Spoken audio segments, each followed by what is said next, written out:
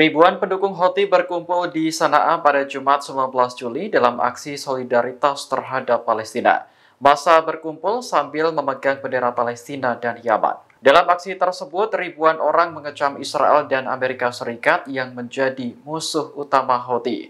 Juru bicara Houthi, Jenderal Yahya Saree, juga turut meneriakkan kecaman bersama warga. Aksi solidaritas ini digelar setelah Houthi berhasil menyerang ibu kota Israel, Tel Aviv, pada Jumat 19 Juli dini hari. Serangan itu dilakukan menggunakan drone bermuatan bahan peledak hingga menewaskan satu orang. Houthi bersumpah akan terus menargetkan Israel sampai agresi di Gaza dihentikan.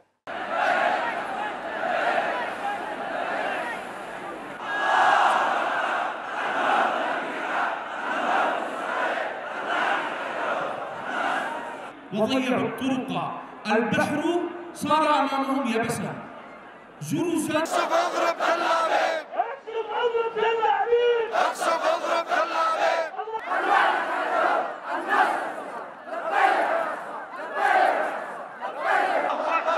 الموت لأمريكا الموت لإسرائيل لن تجري إلا الخسران لن تجري إلا الخسران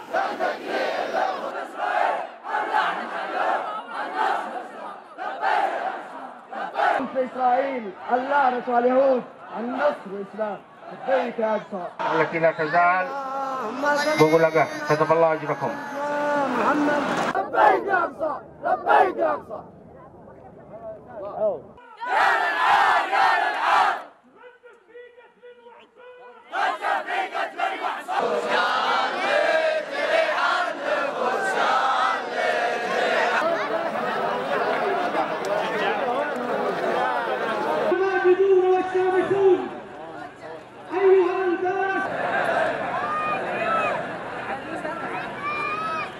نحن نبارك عمليتنا العسكرية المباركة التي وصلت بفضل الله سبحانه وتعالى إلى عمق الكيان الإسرائيلي إلى يافا بفضل الله سبحانه وتعالى، ونؤكد بأن عملياتنا مستمرة ومتجددة. لن تستطيع إسرائيل ونقولها ونحن بكل ثقة أن ترد إلا هو بجهة الأمريكي الذي هو خادما لها، الذي هو يسعى لطاعتها، وكذلك السعودي الذي قد سعوا ليوقعوا في حرب ليس لها نهاية. Is of the opinion that the state of Israel's continued presence in the occupied territory is unlawful.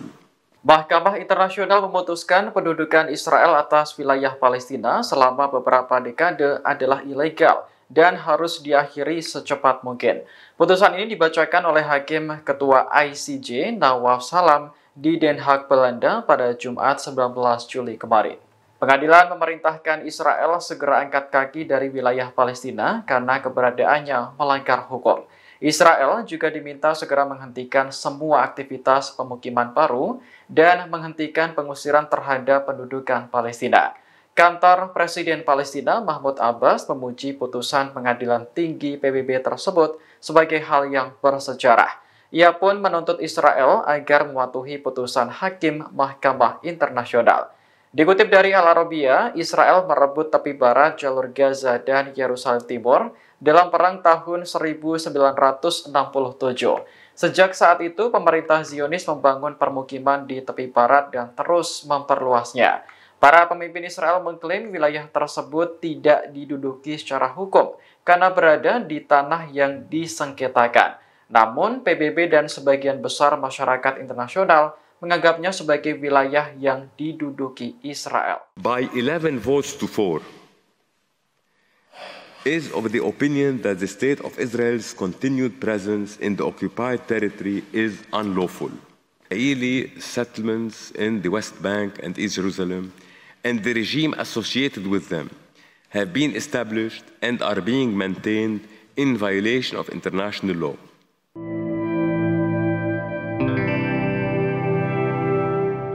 Israel diperintahkan untuk segera angkat kaki dari wilayah Palestina karena keberadaannya dianggap melanggar hukum.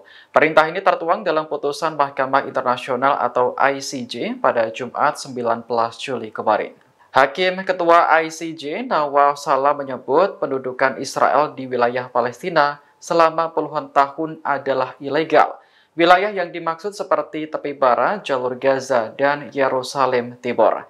Hakim juga memerintahkan Israel untuk segera menghentikan semua aktivitas pemukiman baru. Pasalnya, sejak tahun 1967, Israel membangun permukiman di tepi barat dan terus diperluas hingga sekarang.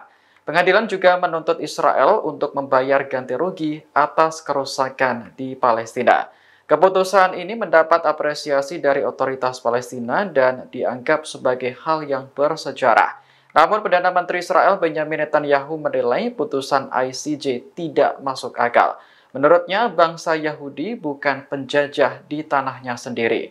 Netanyahu bersikeras bahwa Yerusalem dan tepi barat adalah milik Israel.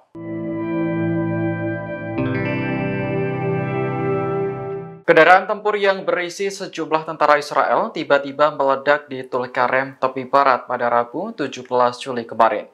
Ternyata ledakan itu berasal dari jebakan bom yang sebelumnya dipasang militan Hamas. Dikutip dari Roya News, sayap militer Hamas Brigade Al-Hassa mengaku bertanggung jawab atas jebakan bom yang dibuat.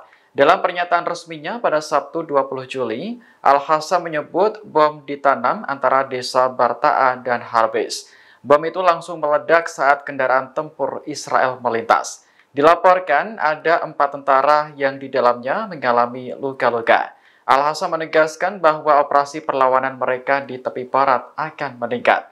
Hal ini sebagai respons atas kekejaman pasukan Israel di jalur Gaza dan tepi barat yang diduduki. Indonesia menyambut baik putusan Mahkamah Internasional yang menyatakan pendudukan Israel atas tanah Palestina adalah ilegal. Oleh karena itu, Indonesia turut mendesak Israel segera mengakhiri pembangunan permukiman di Palestina. Desakan itu disampaikan pemerintah lewat akun X Kementerian Luar Negeri pada Sabtu 20 Juli. Menurut Kemlu, putusan ICJ telah memenuhi aspirasi masyarakat Indonesia untuk mewujudkan keadilan bagi Palestina. Pengadilan yang bermarkas di Belanda tersebut juga dianggap telah memenuhi perannya dalam menegakkan aturan berbasis tatanan internasional. Untuk itu, Indonesia mendukung ICJ agar semua negara dan PBB tidak mengakui upaya Israel mencaplok wilayah Palestina.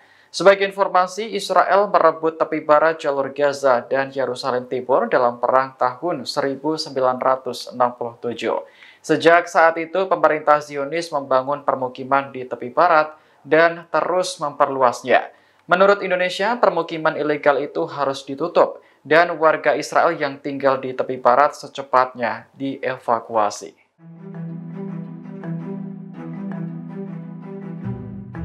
Banyaknya serangan yang dialami pasukan Amerika Serikat di Irak membuat Pentagon geram. Kepala Staf Gabungan Amerika Serikat Jenderal Charles Brown bahkan mengancam akan membalas serangan tersebut. Ancaman itu disampaikan Brown dalam pidatonya di Forum Keamanan Aspen pada Jumat 19 Juli. Menurutnya, pasukan Amerika perlu mempertahankan diri dari segala ancaman musuh. Komentar Brown diduga merujuk pada kelompok militan yang didukung Iran. Pada Selasa kemarin, pasukan Amerika dan koalisi di Pangkalan Udara Al-Asad, Irak, berhasil mencegat 2 pesawat tak berawak. Tak ada pasukan yang terluka, namun pangkalan tersebut mengalami kerusakan. Serangan ini merupakan yang pertama kalinya dalam beberapa bulan. Pasukan Amerika terakhir kali diserang di zona pendaratan Rumalin di Suriah pada 21 April. Kemudian di dekat Pangkalan Udara Al-Asad di Irak sehari setelahnya. Brown semakin terdesak ketika ditanya apakah sudah waktunya menyerang Iran karena kelompok yang didukungnya terus berulah. Ia pun menegaskan bahwa Pentagon siap mengambil segala tindakan yang diperlukan. Download Tribun X sekarang, menghadirkan lokal menjadi Indonesia.